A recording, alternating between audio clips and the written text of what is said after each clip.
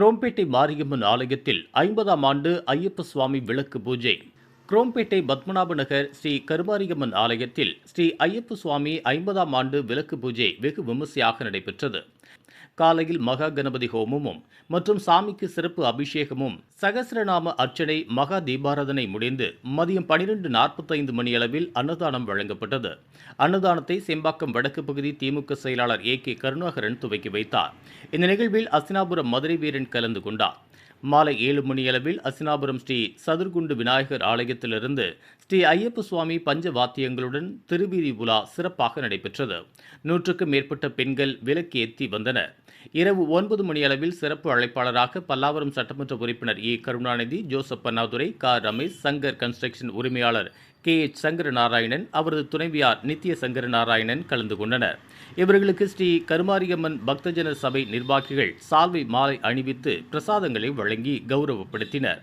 இரவு நடைபெற்ற அன்னதானத்தை இவர்கள் துவக்கி வைத்தனர். விழா ஏற்பாடுகளை ஆலய நிர்வாகிகள் சிறப்பாக செய்திருந்தனர்.